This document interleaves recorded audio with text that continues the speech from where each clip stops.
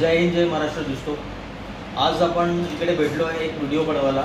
आम्ही आज एक व्हिडिओ बनवतो आहे तो स्पेशली आमचे डॉक्टर ऋषी शेरेकर साहेब यांचा 11 जानेवारीला वाढदिवस आहे. त्यांच्या वाढदिवसाच्या दिवशी आम्ही एक प्रण करतो आहे की ट्रेनरच्या सुरक्षतेसाठी आणि आमच्या काही बॉडी बिल्डर मित्रांच्या सुरक्षतेसाठी की त्यांची जी सुरक्षता नाही आहे या फिटनेसमध्ये त्यांचा जो आज हाल होत आहेत त्यांचे त्याच्यासाठी. आणि पहिला आम्ही मुद्दा चालू करतो आहे ते म्हणजे या टर्मिंगपासून. टर्मिंग ही अशी गोष्ट आहे की ही जीव घेते. याच्यामुळे बरेच जणांचे प्राण जातात, बरेच जणांना याचे साईड इफेक्ट होतात आणि काय होतात कसे होतात ते आज आम्ही तुम्हाला सांगू आणि याच्यावर आम्ही कारवाई करायला सुरुवात करणार आहोत. हे टर्मिंग जे आहे हे बॉडी बिल्डिंगसाठी बनलं नाही आहे. आज मी बॉडी बिल्डिंग क्षेत्रातला आहे, बॉडी बिल्डिंग केलेली आहे. आज बॉडी बिल्डिंग क्षेत्रात मी कॉम्पिटिशन्स घेतो. पण आज मुलं काय करतात आहे ह्याचा वापर अत्यंत म्हणजे बेकार परिस्थितीत याचा घेतात आणि फ्री वर्कआउट म्हणून वापरतात. 18-17 वर्षाच्या मुलांनाही हे घेतात आणि त्याचं जिम्मेदार आहे ट्रेनर, जिमचे ओनर. आज ट्रेनर लोकांनी सवय लावून ठेवली आहे प्रत्येक मुलाला ही गोष्ट घ्यायची.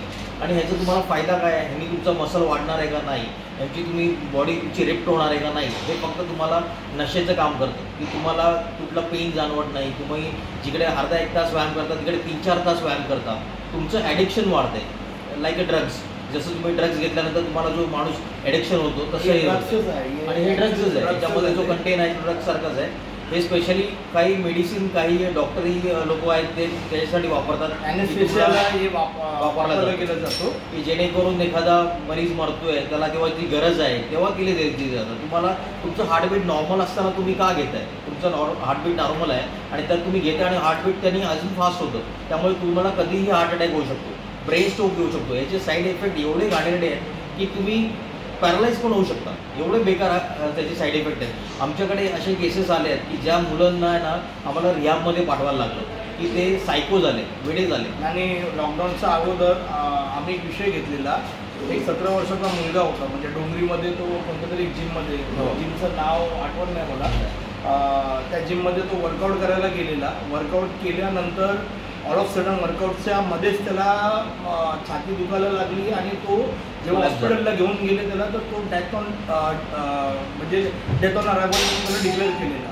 तर आता जो एक मुलगा, तरुण मुलगा 17 वर्षाचा, तो वर्कआउट करायला जातो आणि मग त्याला हार्ट अटॅक म्हणून कार्डियक अरेस्ट, तर PM सुद्धा नाही झाला. आपण इन्व्हेस्टिगेट केलं त्या गोष्टीला.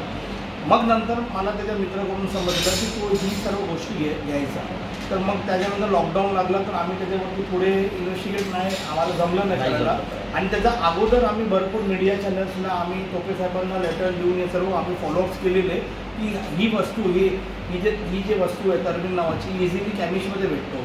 आणि आता तर असं झालं आहे की आम्हाला कुठून समजलं की याचा एक वेगळा मॅन्युफॅक्चरर आहे आणि वेगळे डीलर्स आहे. म्हणजे कॅमिश फार्मास्युटिकल पण नाही, वेगळंच कोणतंही कंपनी ज्याच्याकडे ऑथॉरिटीसुद्धा नाही आहे ते लोक हा केमिकल मॅन्युफॅक्चर करून ते लोक विकतात. आणि याची रेट, याची MRP 220-250 रुपये आहे, तरी इझिली अवेलेबल आहे. मग ट्रेनर्सला आपल्या विकायच्या म्हणजे त्यांचं जे कॅलिबर तसं विकतात, म्हणजे कोण 500ला कोण 700ला आणि घेणारे घेतात. आता याचा मी तुम्हाला मेन म्हणजे आम्हाला आम्ही याच्यावरती कारवाई करायचा उद्देश आहे.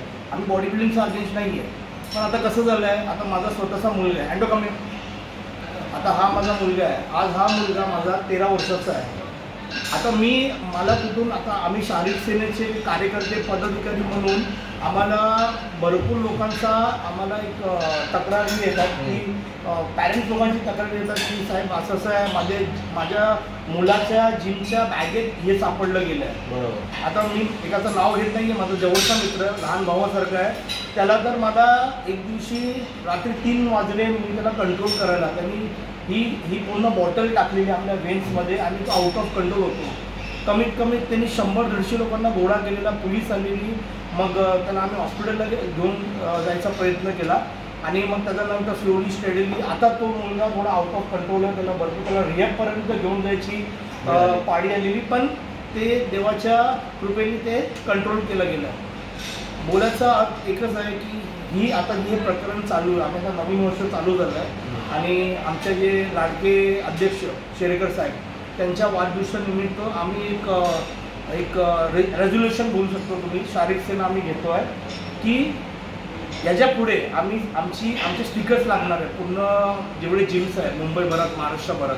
तर जिमच्या बाहेर याला ही जिम ऑथॉरिटीची एक त्यांची जबाबदारी असेल की या गोष्टीला तुम्ही याच्यावरती तुम्ही थोडंसं एक स्ट्रिक्टली तुम्ही बघा.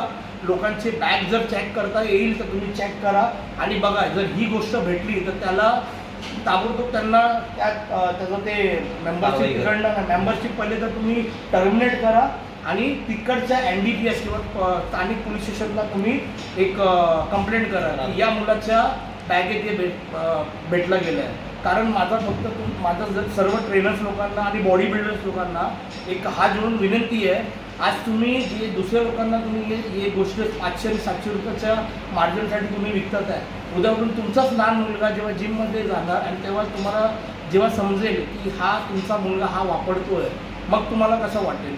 तर तुम्ही हे सर्व गोष्ट डोक्यात ठेवून एक स्वतःसाठी आपल्या स्वतःच्या यूथसाठी जे आता तरुण पुढे जे आता बॉडी बिल्डिंगमध्ये आकर्षित होतं आहे सलमान आपला जॉन इब्राहिम आणि हे सर्व जॉन सीना त्यांना बघून तर ते त्यांना माहिती नाही.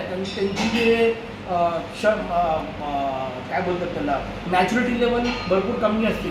तर त्यांना जे कोण आपल्यासारखा बॉडी बिल्डर किंवा सरांसारखे महागुरू जे बॉडी बिल्डर्स लोकांना तयार करतात ते जसं त्यांना सांगतात तसं ते करतात.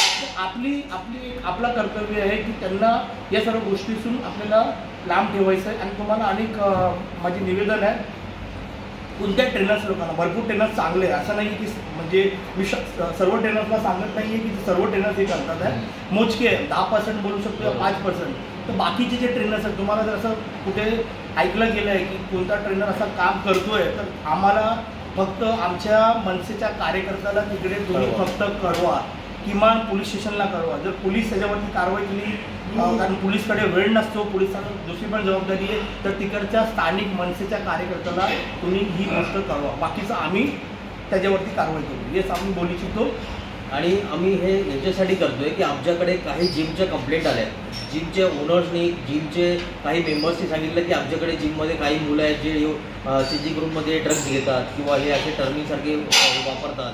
इवन त्यांच्या फॅमिलीनी पण आम्हाला कंप्लेंट केली आहे की आमची मुलं काही इंजेक्शन घेतात आणि घरी येऊन आम्हाला त्रास देतात, आमच्यावर भांडतात, आम्ही नाही दिलं तर लॉकडाऊनमध्ये एक प्रकरण घडलेला मला वाटतं ठाणेचा. एक तरुण मुलांनी आपल्याच वडिलांची हत्या केली. जर तुम्हाला आठवण असेल त्याच्यावरती मी व्हिडिओ बनवलेला. कारण मग मीडियाने आपल्या बॉडी बिल्डिंग इंडस्ट्रीला ट्रोल केलेला. त्या बॉडी बिल्डरनी हे सर्व प्रकरण घेऊन तो जास्त हायपर झाला, तो आउट ऑफ कंट्रोल झाला आणि मग त्यांनी आपल्या स्वतःच्या वडिलांना मारलं. कारण हे आपण वर्कआउटसाठी जेव्हा यूज करतो जेव्हा आपण डंबल्स ज्या व्यक्तीची कॅपॅसिटी 50 kgची डंबल उचलायची असते तो 100पर्यंत जातो. तर तुम्ही विचार करा त्याचा ॲग्रेशन लेवल कोणत्या लेवलला जातो. कारण हे त्याच वेळी नसतो त्याच्यानंतर पण तुमच्या रक्तात तो चालू असतो. मग त्याच्यानंतर तुम्हाला कळत नाही की तुम्ही काय करता.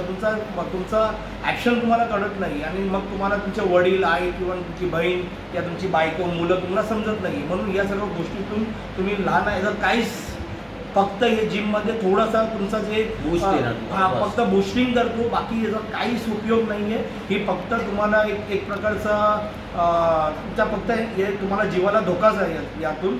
तर आम्ही फक्त तुम्हाला एक विनंती करतो यातून लांब राहा. आम्ही तर आता बॉडी बिल्डिंगचं नाव खराब करू नका. एका गोष्टीमुळे बॉडी बिल्डिंगचं नाव खराब होतं, चांगले बॉडी बिल्डरचं नाव खराब होतं. त्यामुळे ह्या गोष्टीपासून लांब राहा आमची हीच तुम्हाला विनंती.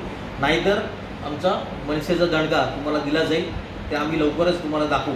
जय हिंद जय महाराष्ट्र. जय हिंद जय महाराष्ट्र.